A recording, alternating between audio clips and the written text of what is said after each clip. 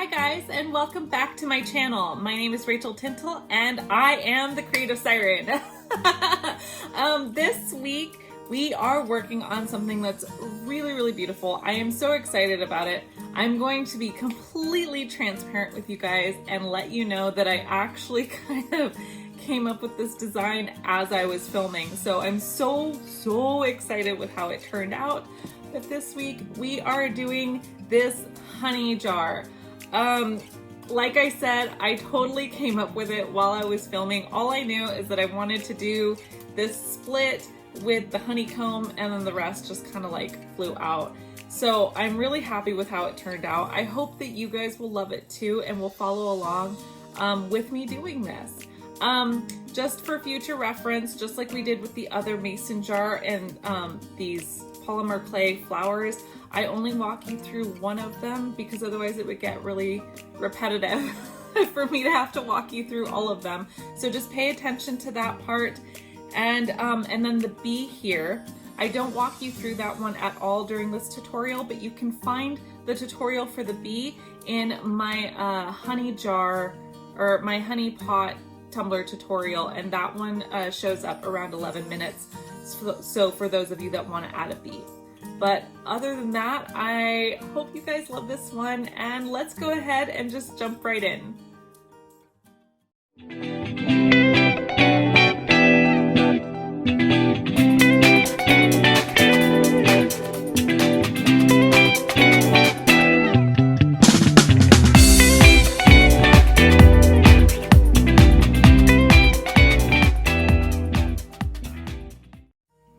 So the first thing I'm doing here is taking some conditioned black clay and I'm rolling out so that it'll cover the very top of my fully prepped and sanded tumbler. Don't worry if it doesn't cover all the way down to the bottom because we're actually going to be cutting part of this off. So right where the clay meets, go ahead and cut off the excess and bring those two edges together so that they meet really nicely, and then blend them out. You're going to want to go ahead and kind of put gentle pressure along all of your clay here to remove any excess air that may have been caught underneath your clay.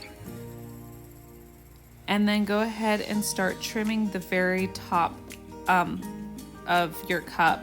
Now here, because I tape off the top parts, I use that tape as a guide to make sure that I get a really straight and clean line all across the top of my clay. And then go ahead and round out those edges. Now what I'm going to do is I'm going to measure out around 2 inches from the very top, and I don't have any nifty way of doing this, so I'm just stacking my clay up to make sure that I hit that 2-inch mark, and then I'm trimming off the excess. So you only want 2 inches of black from the very top.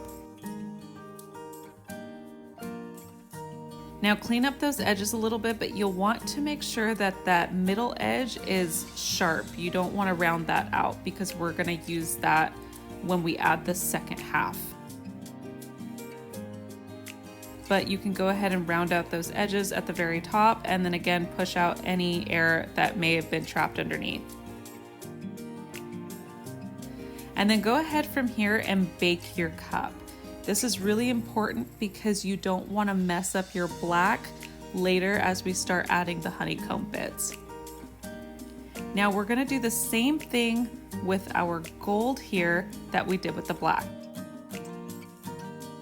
And this is where having that black baked already is really important because you can use that black as a guide when it comes to trimming your gold clay.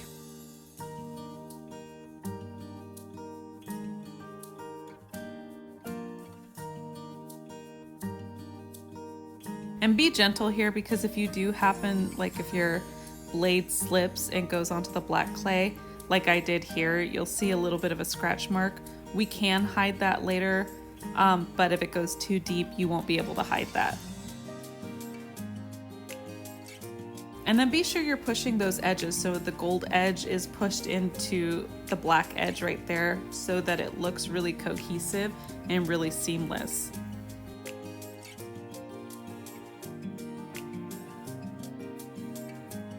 And then go ahead and trim your bottom. We don't really want any excess clay hanging over on the bottom, that way that our cup sits flat when we place it down on a tabletop. And here I'm just rolling it across the table to really push out any excess air and to flatten it out. You don't have to do this step, this is just something I like to do. Now this is where it gets kind of cool. So I'm taking an Allen wrench, and you can take any size that you'd like. It just depends on the size of your honeycomb. And I'm pressing it in a straight line from top to bottom into my clay. Do your best to try and make them equal distant to each other so that you don't have any that are too close or too far away. And then you're going to stagger the design on the next row.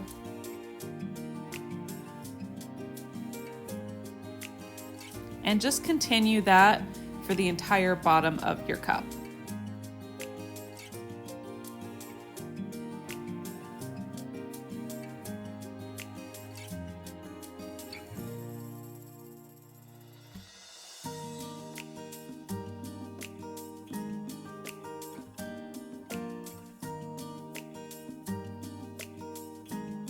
And if you happen to get an air bubble like I just did, go ahead and stab it with a needle tool and just release the air, and then we can hide that little puncture hole later.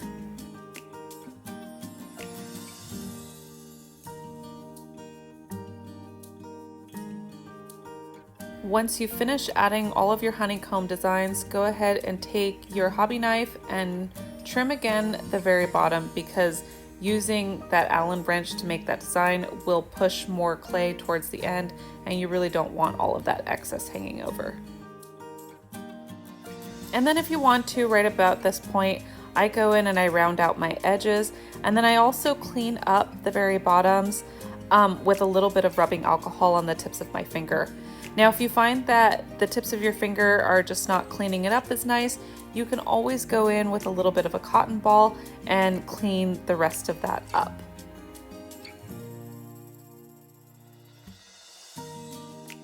So just to add something a little bit extra, I decided to go in with some gold mica powder and a fan brush and lightly dust my black.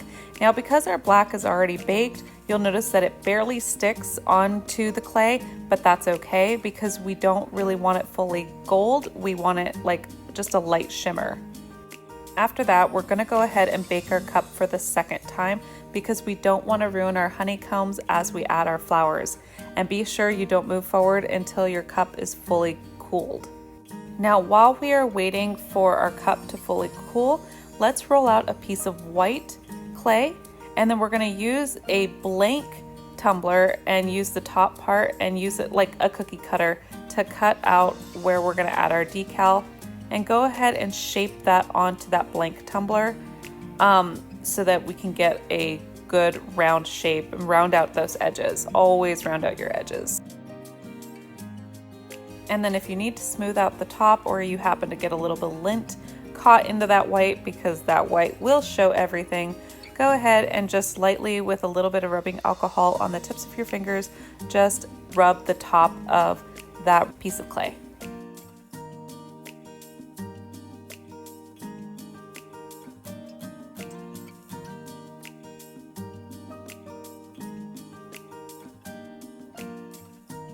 Once you've done that, go ahead and bake this part separately, just because you don't want to get any indentations from the honeycombs that are underneath it. Once your white circle is cooled and completely baked, go ahead and very gently peel it off of your cup, and we're going to go ahead and attach it to our already baked other cup. So I'm just adding a little bit of liquid clay here, and I'm smoothing it out with a paintbrush. I apologize right now that this is a little overexposed on the lighting. I don't know why that the white wasn't really picking up any details, but just make sure that that liquid clay that you're adding is a very, very light layer. You really don't want to overdo it with the liquid clay. And then once again, go ahead and bake your cup.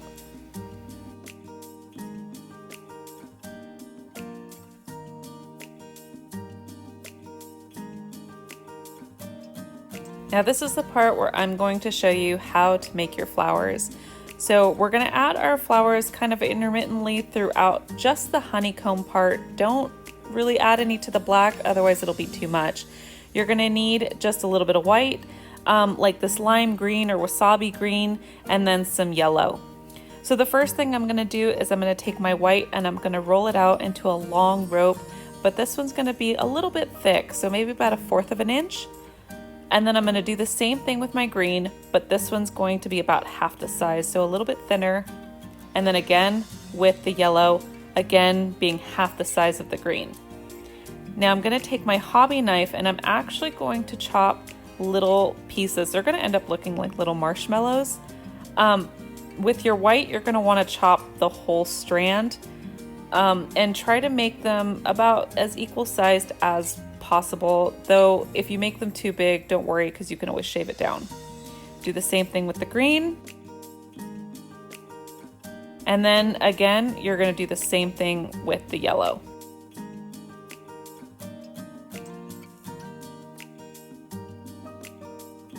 Okay, so realistically I should be showing you how to do the leaves first, but I accidentally started showing you how to do the petals first, so we're just going to roll with it. So take a little piece of white and turn it into a bit of a teardrop. And we're going to pinch the other side after you have your teardrop to elongate both ends so it really starts to look like a long daisy petal. Now stick that aside for now, just because you really need to start with the leaves, because it's really hard to peel up your flower to add the leaves underneath. Trust me, it's a total pain. So the same way that we did the petals, you're going to make a teardrop form, but instead of elongating the other side, we're just going to lightly pinch it so it comes to a little bit of a point, but we really want it to be fatter down on one end and really sharp on the other. And then just place your leaf wherever you want to. This guy did not want to get off my finger. And then grab a needle tool and go ahead and gently score the very center of your leaf, and then hold your needle tool diagonally and just gently press at a diagonal with the downward point going towards the center and then it going up as you get to the outer parts of the leaves. And you can add as many leaves as you want to. I have a tendency to add about 1 or 2, but realistically it's your flowers. Add as many or as little leaves as you'd like, but you do want to do your leaves first, and I cannot emphasize that enough. Otherwise you're just going to be causing more trouble for yourself, and nobody wants that.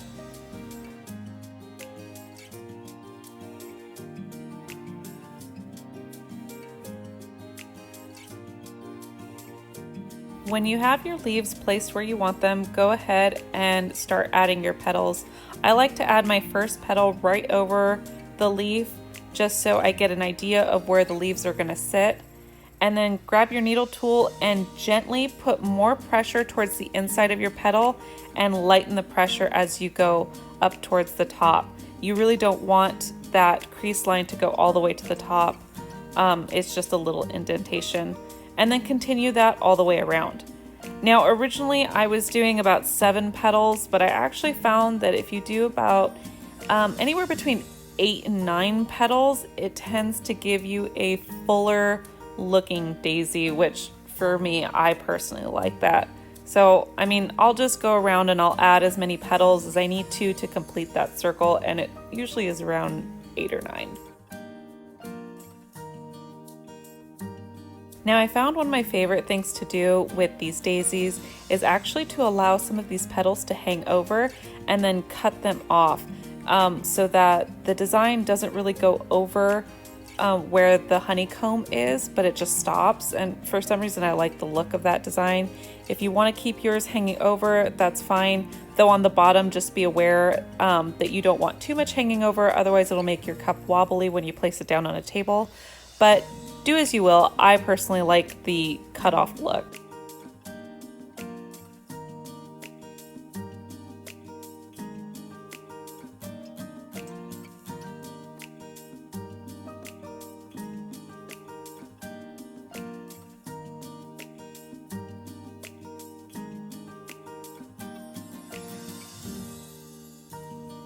once you have all your petals in place, go ahead and grab 1 or 2 of the little pieces of yellow. I grabbed 2 because I want a fuller center. And then just roll it out and then place it in your center. Now you can leave it flat and smooth, but I like to go in with a ball tool and just add a little bit of texturing. I like to add texture to my flowers, but complete personal preference. Both look beautiful and it's completely up to you.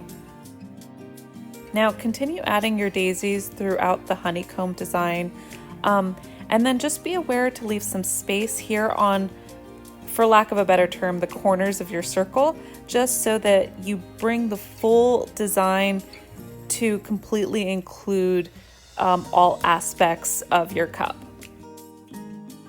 And once you're done adding all of your daisies, go ahead and bake your cup yet again, just so that we don't ruin them down the line. So with your cup completely cooled, we're gonna go ahead and take our little cutesy little bee here, and we learned how to make him in the honey pop tutorial that I have on my channel. And we're gonna add a little bit of honey drippings here. So I just added some leftover of my gold clay, and I'm covering the very tops of my circle, and I'm just cutting out some drips. I do go over this as well in my honey pot tutorial if you want a more in-depth look at this, but I'm just adding a little bit on the corner. I don't really want to add too much because it will take away, it'll just get too busy, I think. So just a little bit of a drip. And then peel off that drip and add a little bit of liquid clay to the back of your drips and spread it out evenly. And scrape off any excess if you really need to.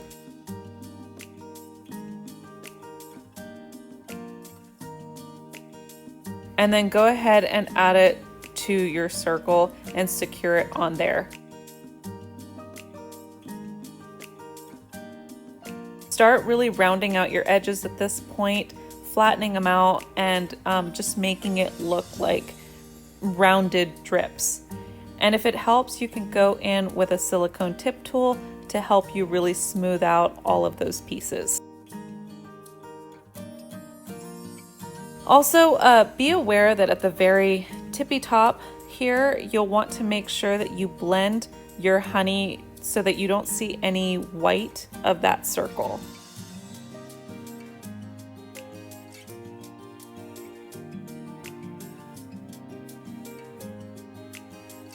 Now grab your bee and add a little bit of liquid clay to his underbelly and go ahead and stick him onto your honey. And once again, for the very last time, we're going to bake your cup.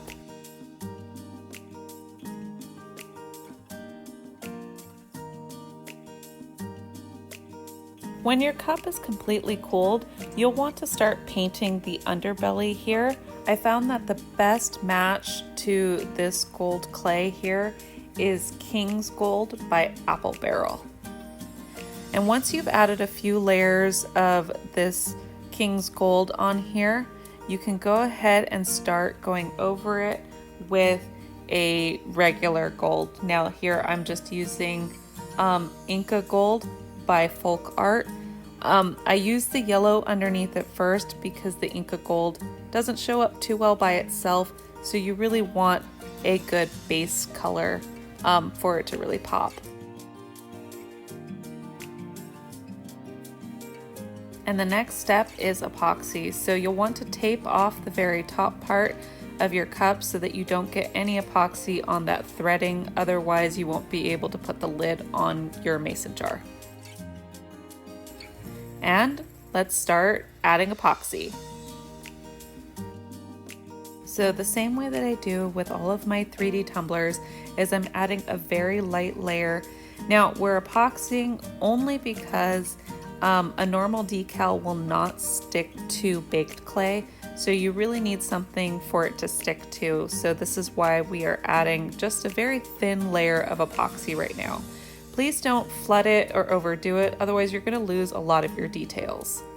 And then once you've added your epoxy, go ahead and hit it with some heat to get rid of any micro bubbles.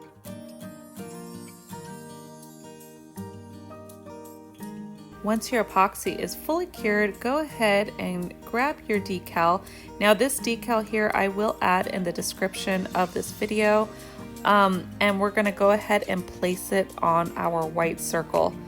Now if you notice here on the word wildflower, the W is where one of the drips is, so we're going to place the whole decal like we normally would, and then we're going to go in and actually cut out most of that W, leaving just a little bit that's hanging over on the white, so it actually gives the look that the honey has dripped down onto that that lettering there. And then just very gently lift up the piece that you cut off and throw it away. Once you're satisfied with your decal, go ahead and hit it with another very thin layer of epoxy and let it cure completely. And that's it, guys. That's how you make this adorable wildflower honey mason jar. I'm totally obsessed with it. I hope that you guys are too, and I can't wait to see your guys' creations. Be sure to tag me in anything that you make following this video, and I'll catch you on the next tutorial. If you love this video, be sure to click here to see our last video. And don't forget to subscribe so you never miss another tutorial. See you later. Bye!